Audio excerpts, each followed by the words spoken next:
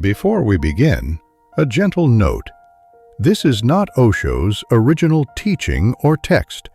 It is a reflection deeply inspired by his insights, his approach to human nature, and the spirit of radical honesty he brought to the world.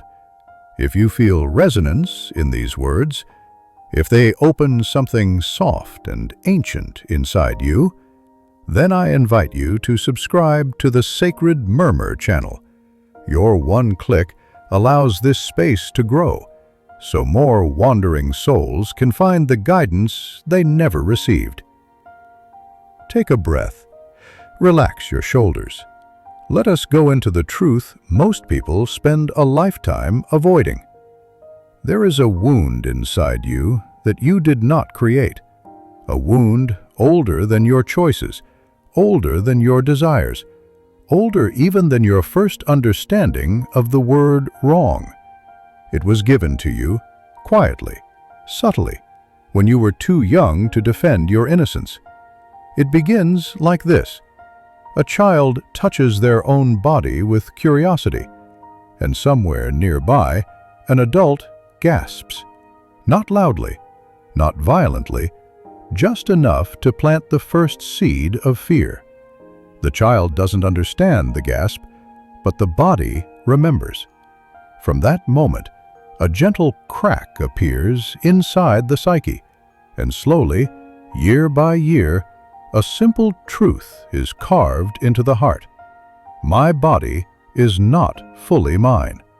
My desires are not fully acceptable. Something in me must be hidden. This is the beginning of the great forgetting, the forgetting of innocence, the forgetting of naturalness, the forgetting of the simple joy of being alive in a body that feels, that wants, that pulses with energy. Children do not know lust. Children know curiosity. Children know wonder.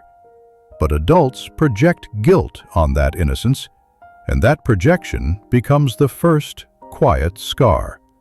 And from that scar, a whole life pattern is born. We learn to smile politely while suffocating privately. We learn to obey while betraying our own nature. We learn to appear good while building a dark attic inside the mind where all forbidden desires are locked away. And every society, every culture, every religion encourages this attic. They decorate it with fear and call it morality. But what happens to a child who grows up believing that their most natural energy, sexual energy, creative energy, life energy, is shameful? They grow into an adult who is split in two. One self presented to the world, one self hiding in shadows. This is the hidden wound. It disturbs your breath. It stiffens your body. It corrupts your spontaneity. It steals your laughter. It poisons your relationship with your own existence. And slowly, without even noticing, you begin living in two worlds. The world you show and the world you hide. The tragedy is, you don't hide the darkness, you hide the light. And here, in this moment, listening to these words, perhaps a tiny door opens inside you, a memory, a longing, a whisper. What if nothing in me was ever wrong? This is the beginning of healing. There is a strange thing about society. It teaches you to behave, to be proper, to be disciplined. But it never teaches you to understand yourself. It tells you what to suppress, but not how to transform. It tells you what to fear, but not how to be free. And nowhere is this machinery more ruthless, more cunning, more deeply rooted than in sexuality. Osho said, "A society that controls your sexuality controls your soul." Because sexuality is not just pleasure. It is energy. It is life. It is rebellion. It is freedom. It is your ability to feel, to love, to create, to bloom. A person who is comfortable in their sexuality cannot be controlled easily. They are too alive, too spontaneous, too close to their own truth. And societies, especially those intoxicated with religion, power, and fear, do not like individuals who are too alive. So what does society do? It creates morality. Not real morality, not compassion, not awareness, not authenticity, but a morality based on fear. Fear of punishment, fear of sin, fear of being judged, fear of your own nature. They realized something long ago. If you can make people ashamed of the most natural part of themselves, they will live their entire lives in quiet submission. A guilty person is easy to control. A frightened person is easier. A sexually repressed person, the easiest of all, because they never stand fully upright. Something inside them is always bent, always apologizing, always hiding. Osho said, "The greatest conspiracy against humanity is the creation of sexual guilt." And he was right. Sexual guilt has built temples. It has built armies. It has built billions of quietly unhappy lives. The tragedy is not merely that society suppresses sexuality. The tragedy is that people think sexual repression is virtue. Suppression always looks peaceful on the outside. Silence, politeness, obedience, a clean smile, a controlled breath. But inside, something is boiling. Energy is not a servant. It will not disappear because the mind is uncomfortable with it. It will not die because society has declared it inconvenient. When you suppress sexuality, you do not become spiritual. You become divided. Osho said, "Whatever you repress becomes your master. The shadow self grows. Hidden desires turn into obsessions, anxiety, restlessness, and secret addictions. Relationships suffer. Emotional numbness spreads. The soul dries. The public self behaves. The hidden self burns. The underground energy mutates into anger, sadness, or compulsive habits. The human being becomes restless, lonely, disconnected from their own body and heart. But there is hope. Awareness of this underground explosion is the first step to liberation. The moment you stop fighting your own energy, the healing begins.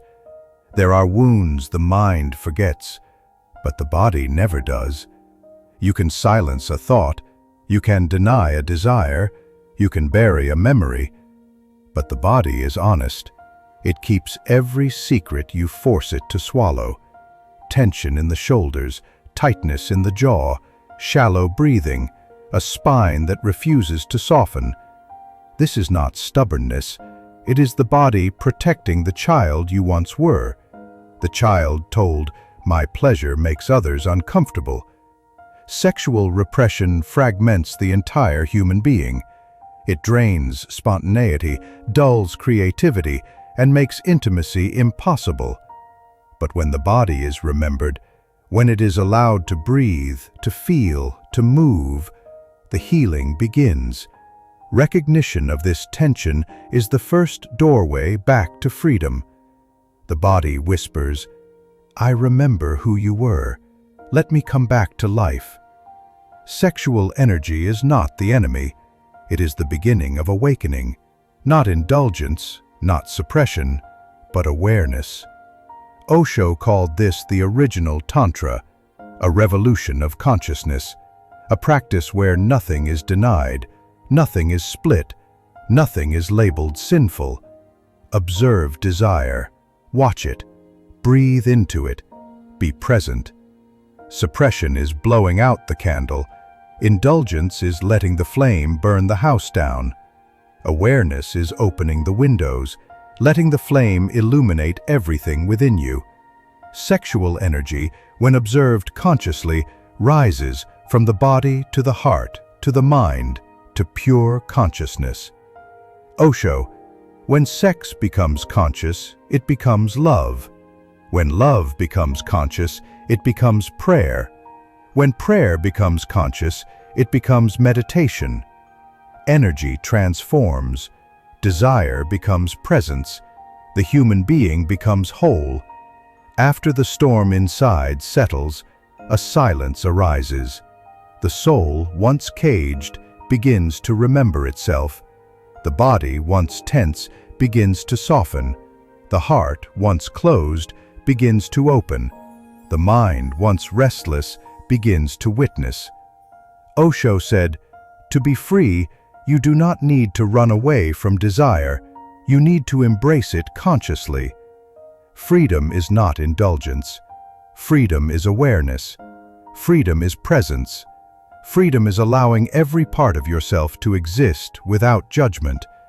You live as a whole human being, fully present, fully awake, fully alive. Pleasure is no longer sinful. Desire is no longer dangerous. Love is no longer confusing. Touch is no longer shameful. The body is no longer an enemy. Your life becomes art. Your energy becomes a river. Your desire becomes a teacher. Your existence becomes a meditation. The courage to feel yourself fully, without guilt or fear, is the courage that changes everything. Return to yourself. Return to your body. Return to your desire. Return to your innocence. Return to your wholeness. It has always been yours, and now you can claim it. And if these words have stirred something deep within you, if this journey has helped you see, even a little, the freedom that was always inside, I invite you to subscribe to Sacred Murmur, turn on notifications, be part of a space where the quiet truths of life, the subtle awakenings, and the courage to face the hidden self are shared openly.